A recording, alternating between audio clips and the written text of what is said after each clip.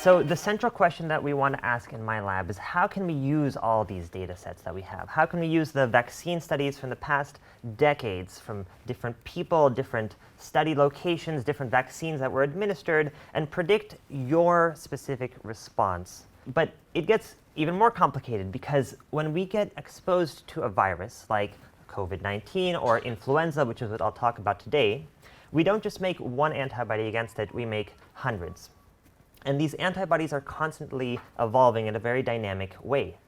The virus evolves and makes new variants, they reinfect us, and they elicit new antibodies.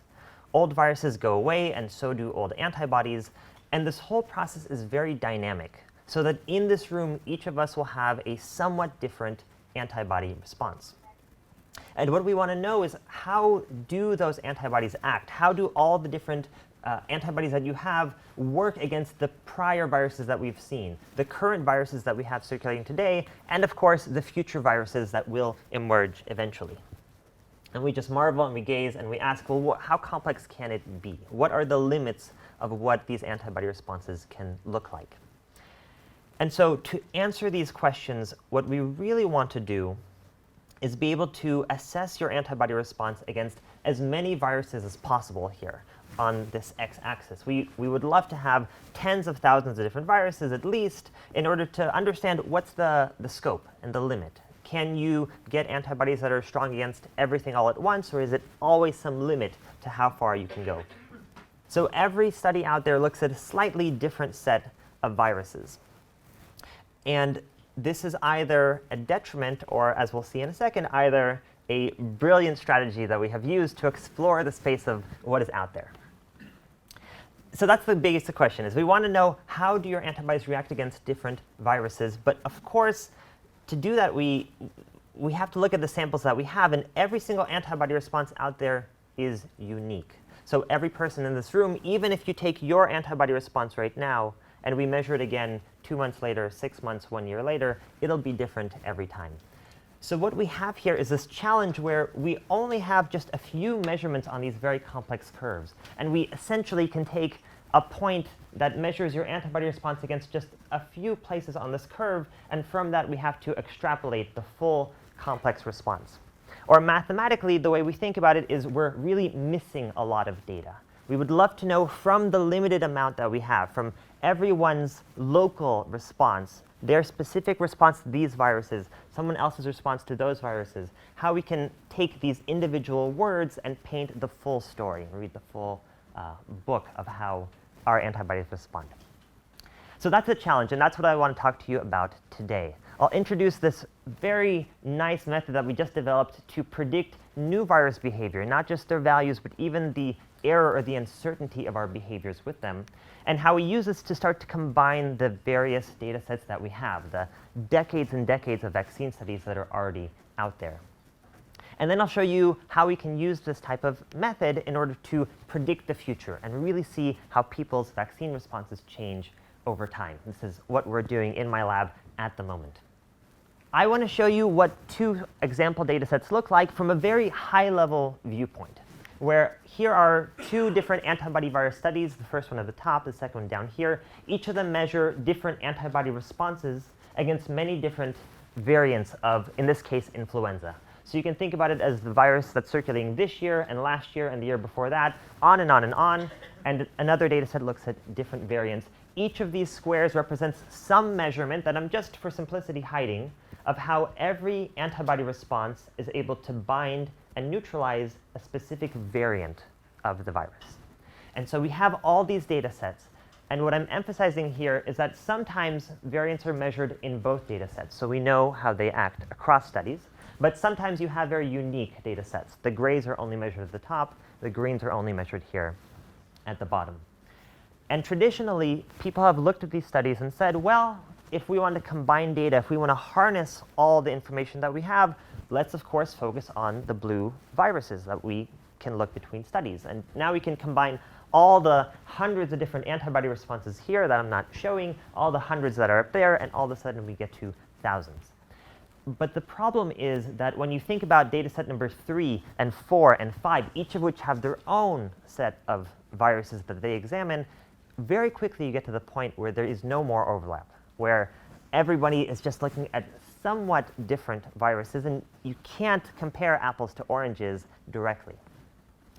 So that was state of the art, is we said, OK, at most we can compare 1 or 2 different studies. That's the best you can do. My lab came in and we asked, can we do better? Can we actually use this as an advantage? Flip the problem on its head and say, if we can predict what the green viruses would have looked like on top, what the grays would have looked like down below, then all of a sudden, every single data set out there gives you new information. They tell you how all the other studies would have behaved, and you start to expand every data set outwards, which means that you can now start to compare things head to head. If we knew what these values looked like, we can compare the greens and the blues and the grays across all of these different studies. So this is the problem I'll talk about. How can we predict these dark red squares here in these data sets? But as a step towards that question, I want to focus on the blue viruses that are in both data sets. And we can ask here a very nice scientific question, which is, can we artificially withhold one of these viruses from one of these data sets, completely take all of its data, pretend like it wasn't there, predict it back in using our models, and then see how we do, compare the predictions to the actual measurements. And then we can do that for every single virus and every single data set. And this gives us a robust sense of how good are our prediction algorithms. So this is the challenge. We're going to predict that virus right up there, the dark blue one, in data set 2. And the key point is that we don't know how it's going to behave, but we do know its behavior here in data set 1. And we also know all of these other variants and how they behave in both of these data sets. So if we can find the relationships, the hidden patterns between these 9 viruses on the left and our virus of interest, we can copy and paste that into data set 2, predict the virus that we want to down here. So to do this, we are going to grab some viruses, grab some antibodies, and that forms our training set. This is where the machine learning comes in to figure out what is the relationship between these viruses.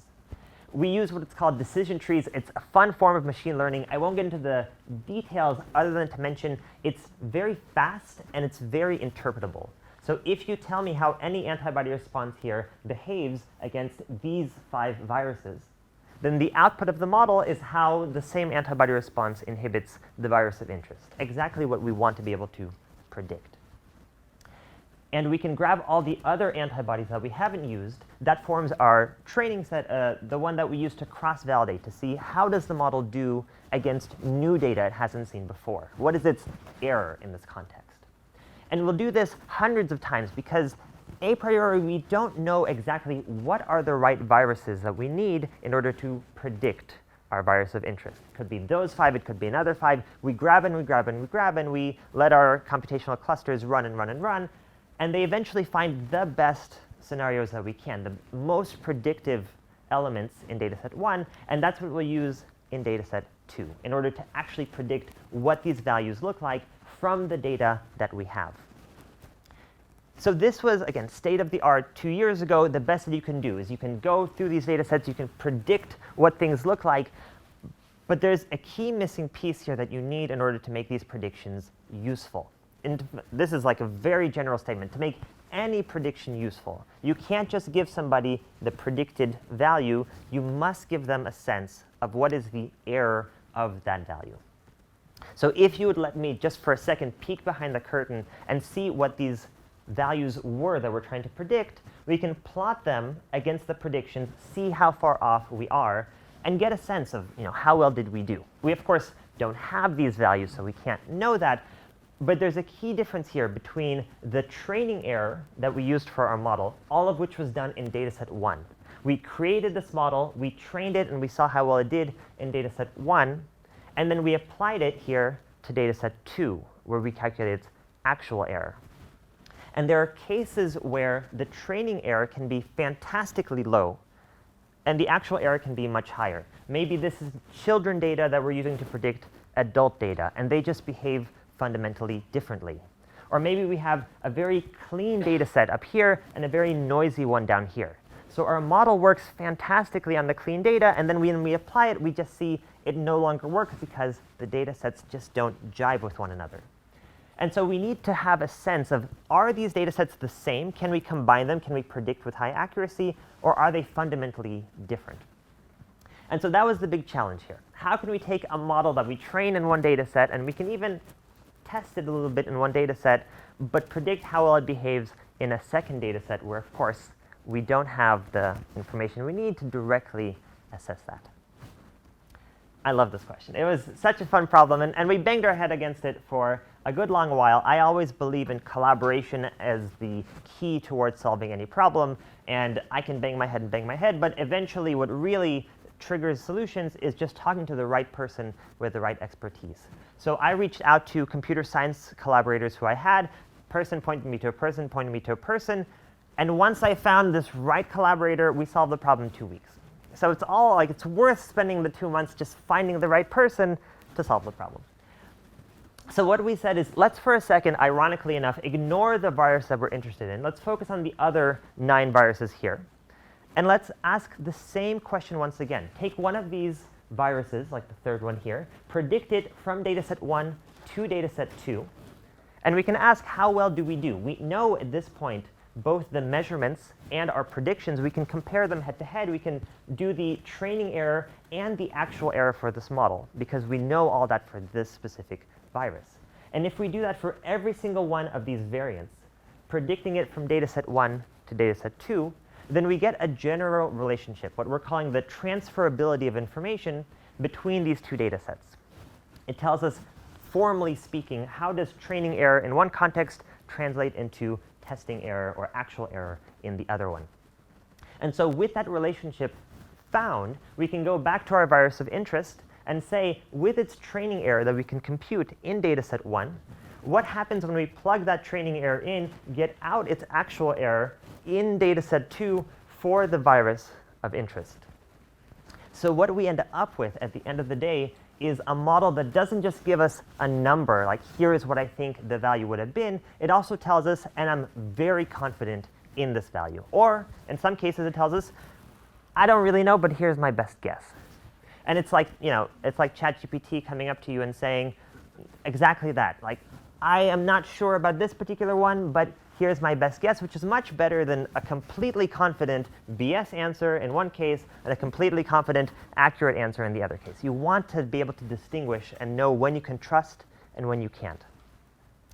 OK, so to summarize, when we have these somewhat overlapping data sets, we can, in fact, predict what these missing values are, not just their values, but also the uncertainty in them, at least theoretically. And so we were happy with this idea. We thought, OK, let's see what happens when we apply it to data sets. So we went out. We grabbed a few of our favorite large-scale antibody virus studies. And we asked, what do these studies look like when combined together? Individually, they can be very impressive. They can have dozens of viruses, hundreds of different sera, sometimes tens of thousands of different sera. This is, I'm just showing you these little squares, but every one of these is 5 or more years of effort with somebody out there doing a lot of hard work. But can we do better? If we know that these 7 studies exist, can we connect them one to one another and see what we can find in that context? So for example, can we take one of these studies for the ferrets, completely wipe off one of the viruses as if it wasn't measured at all in that data set, and then predict it back? And then do that for every single virus in this data set, and do that for every single virus in every other data set. So altogether, this is going to give us 200,000 different predictions here. Now we're talking about 20 years of somebody's doing their work. And we're just going to recoup all those 200,000 values on the scale of a few seconds with our computational machine. So let me show you what those 200,000 values look like from our context. And just to re-emphasize, we don't just get values, we also get confidence for them. So before showing you any of the predictions, I want to emphasize that on average, for these 200,000 predictions, we have twofold error, which means that if a measurement is 10, then we expect to predict somewhere between 5 and 20. And if a measurement is 80, then somewhere between 40 and 160 here. And that's what our algorithm says should be the error on average. We, of course, get error for each individual prediction, but just for simplicity, to prevent 200,000 error bars, I'm going to show you the average error across all of them. So here's what the data looks like. Every time that there was a value here of 5, this represents a very weak antibody response against a virus. So just 5, 5, 5, 5, 5, 5, 5, the predictions looked like this, where the distribution is very wide at 5, meaning that most of the time we predicted correctly. 10 and below, this twofold error captures 90% of the data. And then there are a few cases here where we completely overpredicted. We predicted one much higher than the data set actually was. So good on the bulk, definitely some outliers here. For specific measurement of 5, here's what happens as we look at higher and higher measurements, stronger and stronger antibody responses. On the whole, they lie on that diagonal band right there in the gray, right where we expected. And in fact, a careful quantification shows that the true error is twofold, exactly what we expected it to be, which is very exciting. It means that whenever we withhold these data sets one at a time, we pretend like we didn't have a virus we predicted back, we know how confidently we should be able to predict those values back in. And so this was all existing data that we sort of tore off a small piece, added it back. Now we can go back to the original question and say, using the whole data set that we have, how much extra can we add on top? So here's the vision for the future of these antibody virus data sets. When somebody goes and collects their new shiny data set that they're extremely proud of, they've done all this hard work, some postdoc went out there and did 1 year's worth of experiments, and the first question that I want for them to ask is, how does their data set relate back to all the prior data sets that we already have? So in other words, have they measured any of these previous viruses that we have from our 7 studies? And the rule of thumb is, if at least 5 of these were measured in their new study, then we can predict how all of them would have behaved for free. And we don't just get the values, we also get the uncertainty. So some of these viruses will be very confidently predicted, other ones will be poorly predicted, but we know that. So we can tell them, here are the ones that we can predict with excellent accuracy. Take those and use those as extra viruses that I just give you because they were already measured in the past. And so you take your data set and you just get an expanded version very easily because other people have done all this hard work. So here's what it looks like in real life. We're going to take study number 6. It's my favorite study out here. I'm showing you on the left. It's 25,000 different people whose antibody responses were measured. And so as I'm showing you the data set, it basically just goes and goes and goes on forever. If we can add one virus to this data set, it's saving 25,000 measurements for some person to not have to go and do any of them. We're not going to add one virus. We're going to add 75 from all of these other studies. And so here's how that looks. On the x-axis are the new viruses, the one that I could fit on the screen. On the y is how well we can predict those values. And the results look like this, where one fold here at the bottom is a perfect theory experiment match. You can't do better than that. Twofold error is the error of the experimental assay itself. So these viruses down here are the ones that we can predict computationally as well as the experiments can measure them. And so that's a total win. You cannot get any better than that in terms of the model simulation. How many new predictions do you get from all these prior studies? So the answer in this case is that we get 2 million new antibody virus interactions with 4-fold or less error, which is generally the threshold at which these values are highly useful. And this is an astonishing number because the original data sets themselves were less than 1/10 the size. We took a data set and we expanded out by at least 10x.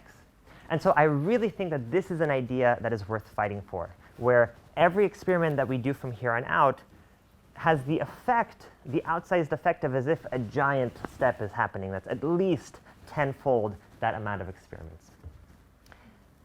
Of course, this is just the beginning. We took 7 data sets. We just asked how did they relate to one another. We're now in the process of grabbing as many influenza data sets as we can and asking, how does everything look? Every time that we add a new data set to this pile, it has the immediate benefit of expanding everything else that is out there.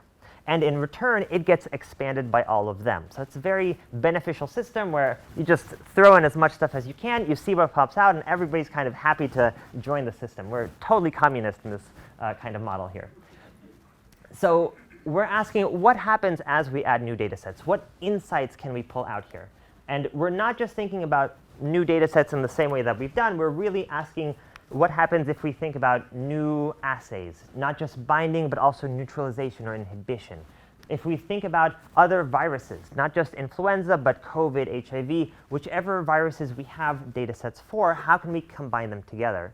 And what happens if we even take a step for a second outside of the realm of antibody-virus interactions and just think more generally? Because up until now, the version 0 of this model that I'm showing you hasn't even used the fact that we're looking at viruses and antibodies.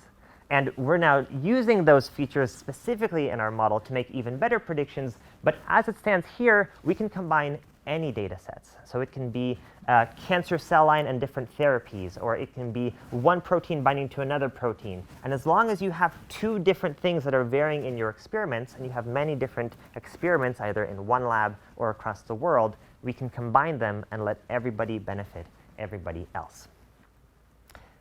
So that's the dream. That's what we have done. That's where we are going with this. It's kind of like the basic science part of my job, which I really love. Just sniffing out what can we do, how big can the data sets be, how can they all help one another out. And then I get to take off my basic science hat, put on my applied science hat, and ask, well, how can this be very useful? We are asking now, what does the future look like? What is the future when we have a lot more data than we might have thought that we really have? And so going back one more time to you, because this is really what this talk is about secretly. So every one of us has an antibody response, and we can get a sense of what that response looks like by getting a sample of your blood, because your antibodies are contained in that blood. And we can measure how well do those antibodies inhibit many different variants of influenza, this year's, last year's, and on and on and on before that. And then whenever we give you the vaccine, we can remeasure your response. We can ask, how much did it get boosted up? How much better is your protection now than before you got the vaccine? And what does that look like over time? And who gets the strongest response and who gets the longest lasting response? Now, the key question that we have in the system is, what exactly will this green curve, the post-vaccination curve that you have, look like based on your gray pre-vaccination response? Because we have done this process at this point over and over. We've looked at the elderly and the young. We've looked at people across different continents. We've looked at humans, mice, ferrets, pigs. And the key question that we still don't have a good handle on is who exactly is going to respond strongly to the vaccine.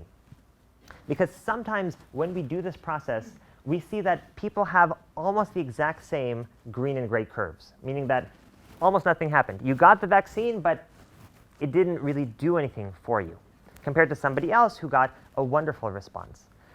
And the key question is, even if you know that someone is going to respond, even if we measure, aha, here's what happened when they got this specific vaccine, what we would really like to know is, well, what would have happened if instead of this particular vaccine that we gave them, what if we would have given them a different vaccine, for example?